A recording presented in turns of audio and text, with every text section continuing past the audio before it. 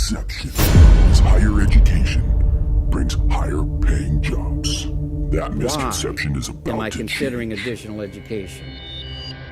Is it because I'm pursuing a specific skill or trade to support my service to Jehovah? And the misconception. Or have I been pressured by the system into believing that higher education will somehow make me a more respected person or lead me to a better life? That a higher paying job will bring hope and security. To let It is the people know. potential for spiritual harm that has moved us to provide the That cautions group we have shared in the is past. the Jehovah's Witnesses. Higher education is a pitfall of Satan. It's this possible crafty act of the devil. Either one, Satan will provide it for you.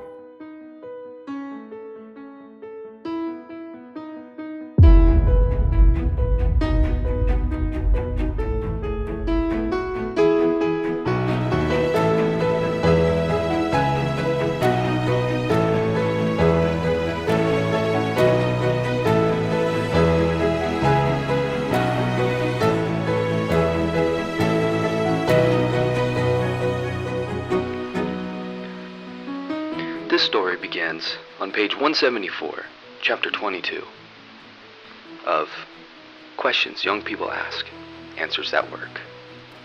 In this chapter, they're basically talking about education and the importance of higher education. And as we should know by now, Jehovah's Witnesses do not encourage higher education, and there's a very, very specific reason for that.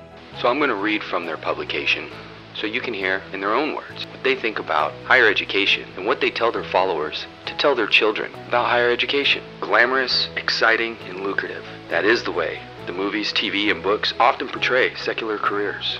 But to attain so-called success, on page 175, it states, "A career that satisfies is the title.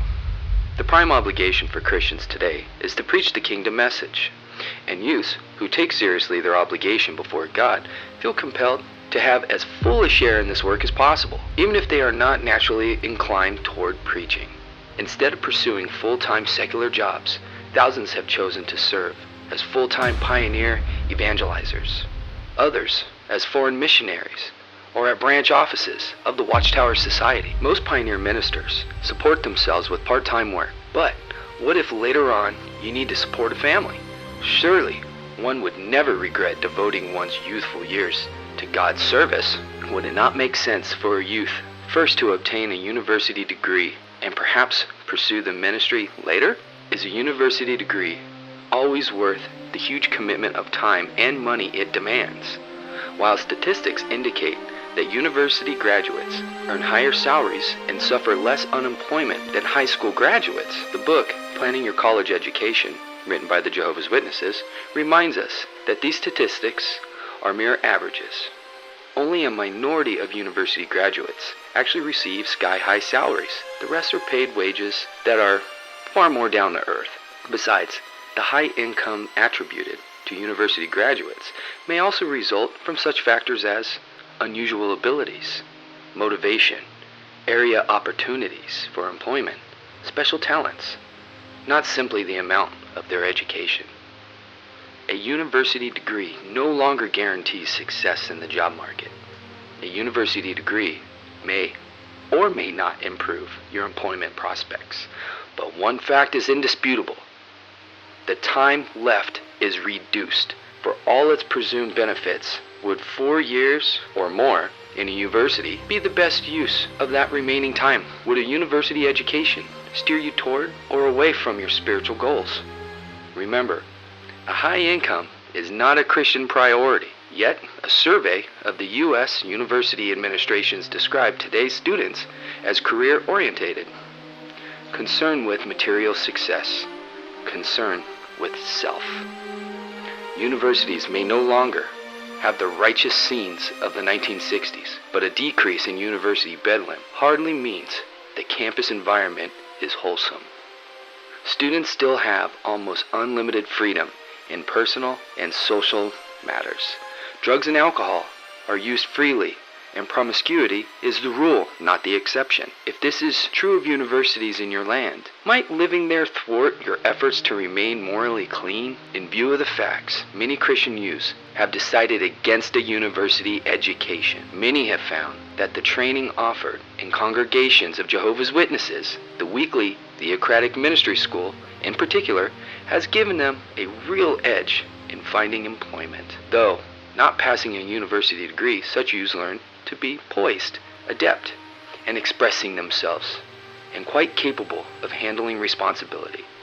Furthermore, while in secondary school, some take courses in typing, computer programming, auto repair, machine shop work, and so forth. Such skills may lend themselves to part-time employment and are often in high demand. And though many youths disdain working with their hands, the Bible dignifies doing hard work.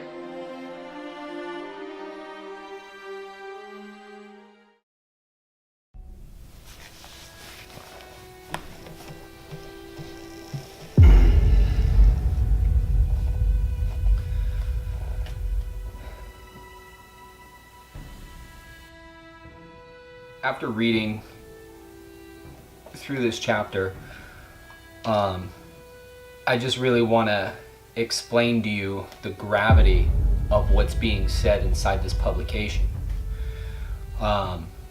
This publication is by the Jehovah's Witnesses, given to other Jehovah's Witnesses, and instructing others how they need to be teaching their kids.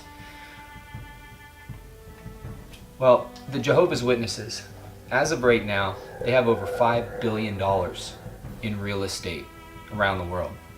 They're over 8 million strong. They're in about 240 countries. At the end of the day, this is a corporation. This is a corporation that manufactures and sells books. Just go to jw.org and check it out for yourself. They have hundreds and hundreds and hundreds of publications, essentially manuals of how every Jehovah's Witness is supposed to live their life. The importance of what I'm reading in this is that the Jehovah's Witnesses stress beyond a shadow of a doubt what you need to be doing. And because this organization is an authoritarian organization, they force the strictest adherence to their policies and procedures, their practices. At the end of the day, none of this is about what you believe and what happens when we die. It's not. Right now, what we're focusing on is why are the Jehovah's Witnesses asking their kids of the congregation to not attain a college degree. As I was reading the book and I was putting up the actual statistics, the real statistics, there's a big difference between having a 4-year degree and not having a college degree as far as your yearly income. But the Jehovah's Witnesses, they don't care about your income. They don't care how much money you make, because they're telling you in their literature that it's a worldly thing to be financially stable, to be financially well off, to have the nicer things in life. And there's nothing wrong with that. If you work hard for your money and you earn it, well, then you should live the way you want to live. Nobody should hold you back and tell you that you should live a meager life so that you have to dedicate more of your personal time as a free employee to the Jehovah's Witness Corporation so they could sell their books. As a corporation, they need to make their money. They're going to make it from somewhere. They have to make it from somewhere because none of this stuff is for free. Even though Jehovah's Witnesses give this stuff away and they try to tell you all of this is free, it's not free. Nothing is free. So, who's paying for this? There's a reason that the people that are a part of the congregation are called publishers. Because a publisher basically puts up the money to publish books. So it's the people of the congregation that are paying for these. And they pay for them not by tithing, but by donations. But the donations aren't your typical donations either. The donations that they ask you to give is your life insurance policy. They ask you to sign them on as the beneficiary over your family to your life insurance policy. Meanwhile, they expect you not to take a blood transfusion if you're in a life-threatening situation and you need blood. I'm not trying to say Jehovah's Witnesses are sabotaging your life. I'm saying that they're lowering your chance of survival by that much. You'd be surprised how common blood transfusions are and for the reasons that we need them. But remember, they want your life insurance policy, okay? As they're preaching through their literature, the strict adherence to the Jehovah's Witnesses' request of their members, the conversion rate to Jehovah's Witness is so low that the vast majority of the Jehovah's Witness following comes from the members themselves when they have kids. So the indoctrination starts with children. Well, as this is a book company selling literature, in 1944 they requested that the Jehovah's Witnesses start going door to door pushing this literature and taking their kids with them now. People will say that you have an option to either be a Jehovah's Witness or not be a Jehovah's Witness. As an adult, you do. As a child, you don't. And then if you should choose not to buy into any of this and not to follow this, they shun you. They expect your family to turn their back on you and never talk to you again. They feel like that's going to push you back to the organization and it's going to make you ask for forgiveness. Because again, the Jehovah's Witnesses are taught that if you're in bad standings with the Jehovah's Witness congregation, if Armageddon comes, you will be left behind. Because Jehovah's Witnesses believe they are the gateway into heaven, or paradise earth, whichever one you get to be in, according to the Jehovah's Witnesses. There's 8 men that control this religion. It's called the governing body. These 8 men make all the decisions. They run the corporations. They make sure business goes as planned. However, these 8 men have told the 8 million followers in 240 countries that they are the only people with a direct channel to God. These 8 men are the only men ordained by God to speak to God and to speak for God. To think that these 8 men are the sole people on this planet that talk to God, if you believe in God, I think that's very, very pretentious. As religions claim that all of this is for love, how can any of it be for love when they're praying and hoping and excited for the extinction of mankind? How can this be love? This isn't love. When you love your family, you protect your family at all cost, even if it means protecting them from this. Just because it has a badge, a label, a title, and a dude in a suit saying that this is the Word of God, doesn't mean it is. Anybody can write a book and say it's the Word of God. Anyone can do it. Anyone who's willing to write something like this is obviously the person who's trying to take something from you. What do you have that they want?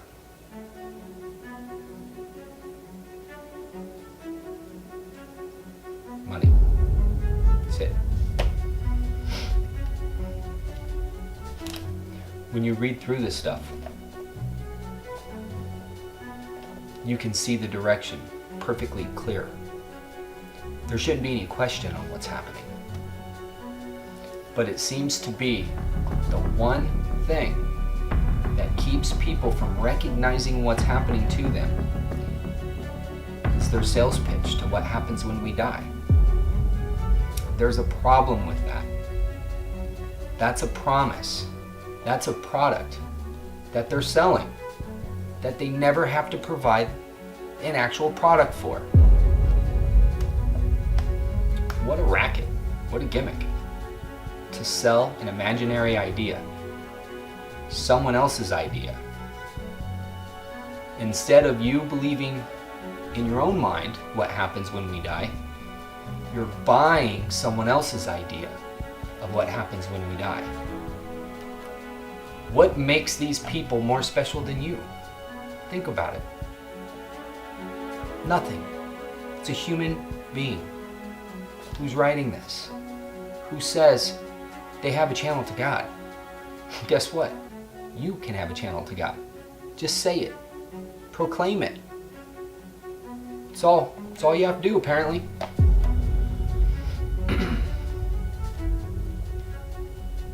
How do you sell a product and avoid paying the taxes on it? Easy. Slap the word God in it, make it personal, and call it a religion. And now you sell it to people. It's pretty ingenious if you think about it. You just need to be careful on who you listen to, especially when it comes between you and your family. Your family should be the most important thing in your life. You should be willing to sacrifice everything for your family, not sacrifice everything for them, for this corporation, for these strangers that don't have to live in your house, don't have to walk in your shoes. Do not shun your family members. Do not listen to anybody that says they're more important than your family. Nobody is more important.